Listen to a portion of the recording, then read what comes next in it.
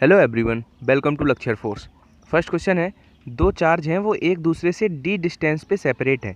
अगर दोनों के बीच में dy2 यानी कि आधी मोटाई की तांबे की यानी कि कॉपर की प्लेट प्लेस कर दें या रख दें, तो फिर जो प्रभावी फोर्स होगा वो क्या होगा। तो देखो यहाँ पे हमें एक चीज़ समझनी है कि जो कॉपर है, कॉपर की प्लेट रखी गई है और कॉपर कैसा होता है, कॉपर आपका कंडक्टर होता है, गुड कंडक्टर होता है। और कंडक्टर की जो डाइलेक्ट्रिक कांस्टेंट होता है वो अनंत होता है, ये सबको पता होगा। ठीक है, चालकों का जो परावैद्युतांक होता है वो अनंत होता है। अब ये बताओ, अगर अब ये रिलेशन भी पता होगा कि force in any medium is equal to क्या होता है, फोर्स इन एयर बटे डाइलेक्ट्रिक, यानी कि डाइलेक्ट्रिक कांस्टेंट के इनडायरेक्टली प्रोपोर्शनल हो जाएगा। यानी कि एफ अब जो है डाइलेक्ट्रिक कांस्टेंट वो कितना हो जाएगा, अनंत। किसके लिए, कॉपर के लिए या किसी भी धातु के लिए, कंडक्टर के लिए। तो अगर किसी भी चीज़ में हम इनडेफिनेट अनंत या इनफाइनाइट से डिवाइड करेंगे तो वो जीरो आता है, यानी कि सी हमारा राइट आंसर है। ये क्वेश्चन बहुत बार पूछे जा चुके हैं। आप जितने एटलीस्ट मैं ये क्वेश्चन इस नई सीरीज़ में प्रैक्टिस के लिए करा रहा हूँ, इन पे बहुत अच्छे से कमांड कर लेना, क्योंकि देख लेना आप लोग 25 में से 10 क्वेश्चंस तो ऐसे होंगे गारंटेड जिनमें डेटा भी सेम होगा। एक पार्टिकल किसी यूनिफॉर्म मैग्नेटिक फील्ड में गति कर रहा है, तो याद रखना कि इसका जो वेलोसिटी में चेंज के कारण मोमेंटम तो बदल सकता है, लेकिन काइनेटिक एनर्जी जो होगी वो ऑलवेज सेम होगी, यानी कि ए ऑप्शन सही है। यानी कि संवेग बदलता है लेकिन गतिज ऊर्जा समान रहती है, किंतु ऊर्जा समान रहती है। ठीक है, जो उसकी नेक्स्ट क्वेश्चन है कि कौन से पेयर्स की जो डायमेंशनल फॉर्मूले हैं वो इक्वल हैं। तो यहाँ पे आप याद रखना कि ये तो आप फोर्स और विकृति का तो हटा ही दो। फोर्स प्रतिबल क्या होता है, फोर्स अपॉन एरिया। ठीक है, यानी कि ये भी ख़त्म। तो ऊर्जा और विकृति ये भी हटाओ, विकृति की तो कोई डायमेंशन लेस होती है वो। अब देखो, कोणीय वेग की विमा होती है टी की पावर -1 और आवृत्ति होता है 1/, आवर्तकाल जिसकी भी विमा होती है टी की पावर -1, यानी कि ये सही है। कोणीय वेग हो गया, कोणीय त्वरण हो गए, इनको साथ में याद कर लो। कोणीय वेग की टी इनवर्स और कोणीय त्वरण की टी की पावर -2 अगर साथ में याद कर लोगे, अगर एंगुलर एसिलरेशन है तो सीधा याद रखो t-2, तो इससे आपका टाइम सेव होगा एग्जाम हॉल में। नेक्स्ट क्वेश्चन है कि कौन सा जो स्टेटमेंट है वो सही है। अब देखो यहाँ पे एलिमिनेट कर लो आप लोग, जैसे कि यहाँ पे कह रहा है कि ये एकल, ये नहीं द्विआयनिक डुअल चार्ज रहता है, तो ये तो कल एलिमिनेट हो गया। प्रोटॉन और न्यूट्रॉन का द्रव्यमान एकदम एक्यूरेट इक्वल नहीं होता है, कुछ स्लाइटली इक्वल होता है, आई नो, बट एकदम यहाँ पे एक्यूरेट दे दिया तो ये भी गलत है। देखो गामा किरणें जो होती हैं वो न्यूट्रॉन्स हैं, आपको पता है गामा किरणें क्या है, इलेक्ट्रोमैग्नेटिक वेव हैं, तो ये भी गलत हो गया, ये सही हो गया। बीटा किरणें जो है और कैथोड रेज हैं वो इक्वल हैं। चलते हैं नेक्स्ट क्वेश्चन। एक वर्टिकल कैपिलरी में 2 सेंटीमीटर हाइट तक जो है द्रव चढ़ता है। अगर उस कैपिलरी को वर्टिकल से 60 डिग्री एंगल पर हम क्या कर दें, बेंड कर दें, झुका दिया जाए, इंक्लाइंड कर दें, तो फिर अब किस ऊंचाई तक द्रव चढ़ पाएगा। ठीक है, ऐसे क्वेश्चन बहुत बनते हैं, एक वो 10 सेंटीमीटर वाला और 45 एंगल वाला, जिसमें बड़े कंफ्यूज रहते हो आप लोग। तो देखो, नो डाउट इसको आप, इसका फंडामेंटल अगर आपका कैपिलरी का क्लियर है तो आप उसको कर सकते हो, लेकिन आपको कॉम्पिटिटिव अप्रोच भी होना बहुत ज़रूरी है। इसके लिए आप ये केस आएगा जिसमें आपको एक इनिशियली कुछ दी जाएगी हाइट, उस इंक्लाइंड आफ्टर इंक्लाइंड हाइट निकालनी होगी। तो जो एल यानी कि एच डैश जो हम कहें या एल कहें, जो लेंथ अब की बार की, तो उसके लिए आप इनिशियल में हमेशा उस एंगल के कॉस से डिवाइड कर दो, मतलब cos 60। ये मेरा राइट आंसर, यानी कि 2/cos 60 का मान 1/2, तो 2 ऊपर जाएगा तो 4 सेंटीमीटर मेरा राइट आंसर हो गया। सिमिलरली अगर इसी क्वेश्चन में कहता कि पहले इनिशियली 10 सेंटीमीटर तक चढ़ पाता था, 45 पे इंक्लाइंड कर दिया, तो 10/cos 45, cos 45 का मान 1/√2, यानी कि 10√2 राइट आंसर हो जाएगा, जिसमें 10/√2 भाई बहुत सारे प्रैक्टिस सेट दे रहे हैं जो कि गलत है। ठीक है, नेक्स्ट क्वेश्चन है कि बंदूक से एक गोली दागी जाती है। ठीक है, ये प्रिंसिपल सबको पता होगा कि उसके न्यूटन के थर्ड लॉ के अकॉर्डिंग एक्शन रिएक्शन फोर्स, लेकिन ये थोड़ा इस तरह का क्वेश्चन भी हो सकता है कि गोली और बंदूक दोनों में किसकी गतिज ऊर्जा ज़्यादा होगी। तो देखो काइनेटिक एनर्जी क्या होती है, ½ m/v का स्क्वायर।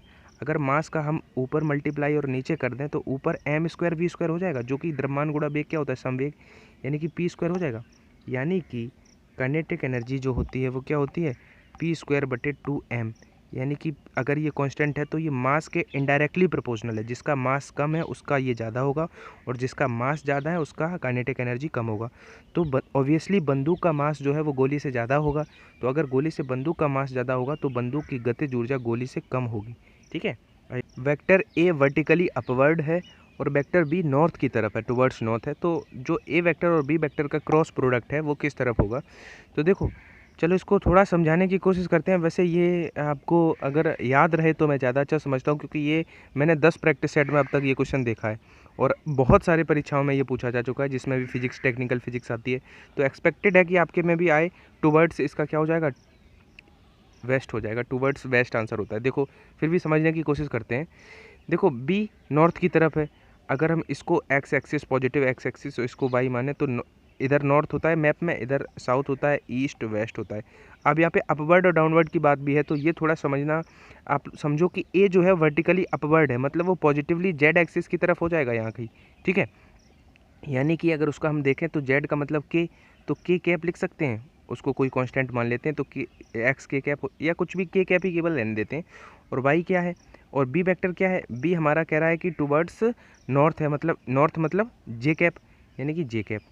अब दोनों का क्रॉस प्रोडक्ट अगर हमें निकालना है तो ए क्रॉस बी क्या हो जाएगा, ए क्रॉस बी हो जाएगा के कैप क्रॉस जे कैप। अब आपको पता है कि के कैप, अगर जे कैप क्रॉस के कैप होता तो फिर आई कैप हो जाता, लेकिन बिकॉज के आगे है तो ये आपको प्रिंसिपल, ये फंडामेंटल्स क्लियर होंगे कि के कैप क्रॉस जे कैप का जो क्रॉस प्रोडक्ट होता है वो माइनस का आई के कैप होता है। मतलब माइनस आई कैप मतलब इधर आई पॉजिटिव और इधर आई, देखो इधर एक्स एक्स के अगर पॉजिटिव होता तो आई कैप इधर जाता और नेगेटिव तो इधर जाएगा, मतलब टुवर्ड्स वेस्ट हो जाएगा, यानी कि पश्चिम की तरफ। ये क्वेश्चन बहुत बार पूछा गया है, आप याद रख लो तो ज़्यादा अच्छा है कि ए ऊर्ध्वाधर है और बी नॉर्थ की तरफ है, तो ए क्रॉस बी हमारा पश्चिम की तरफ होगा। इसको आप रट लो, मैं कहूँगा दो सीधे सीधे मार्क्स आपको ये क्वेश्चन दिला सकता है। किसी पिंड को ऊपर की ओर इस प्रकार फेंका गया कि 2 सेकेंड और 10 सेकेंड इन पे इक्वल हाइट हमें प्राप्त होती है, मतलब जो हाइट हमें 2 सेकंड पे होती है वही 10 सेकंड में होती है, तो यह ऊंचाई होगी। तो देखो मेरा एक तरीका थोड़ा अलग है, लोगों से हटके है, अगर आपको इसमें किसी को प्रॉब्लम्स भी नो डाउट होती होंगी, लेकिन आपको एक बात यहाँ पे समझनी है कि हम 12th पास आउट हैं। अगर 12th के प्रिंसिपल से इनको करने लग जाएंगे तो आपको भी पता है कि कॉम्पिटिटिव एग्जाम में समय क्यों कम दिया जाता है, क्योंकि आपको कुछ टेक्निक्स भी पता हो, कुछ टिप्स एंड ट्रिक्स भी बताऊँ, नो डाउट उनके पीछे का कॉन्सेप्ट बताओ, लेकिन अगर इस क्वेश्चन को हम ट्रेडिशनली करेंगे तो 2 मिनट से कम नहीं हो पाएगा। लेकिन बहुत सारे ट्यूटर पता नहीं मुझे क्यों, देखो हमें टाइम सेव करना है, और टाइम सेव कैसे हो पाएगा, इस तरह का क्वेश्चन, इस फॉर्मेट का क्वेश्चन अगर आया तो देखो एफर्ट तो आपको लगाने पड़ेंगे। सीधा आप एक फॉर्मूला याद रखना, जो हाइट के लिए हाफ जी, जो आपको T1 T2 दो समय दिए होंगे, ये आप सीधा रिजल्ट याद रखना। अब देखो 1/2 जी इंटू T1 इंटू T2 मतलब 2 गुणा 10, T1 है 2 सेकेंड और वो है 10 सेकेंड, तो 2 से 2 कट गया तो 10 जी मेरा राइट आंसर हो गया। तो सिमिलरली अब आप 2 इक्वेशन बना के पूरा न्यूटन्स के लॉ लगा के पूरा करो, तो और इससे अच्छा ये करो। तो मैं हमेशा आपको कोशिश करता हूँ कि जो चीज़ कॉन्सेप्ट जहाँ पे ज़रूरी समझता हूँ वो बताता हूँ। अदरवाइज़ अगर ऐसे आप कुछ जो ट्रिक्स हैं वो क्लियर रखोगे तो एग्ज़ाम में टाइम बचा पाओगे और ज़्यादा क्वेश्चंस अटैम्प्ट कर पाओगे। कांस्टेंट प्रेशर पर एक परमाणु मतलब मोनोएटॉमिक गैस की मोलर विशिष्ट ऊष्मा का मान क्या होगा।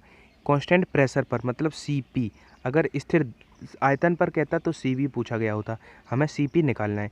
Cp होता है फ्री डिग्री बटे 2 + 1 × R, ये फॉर्मूला, और Cv सीधा सीधा होता है फ्री डिग्री बटे 2 × R।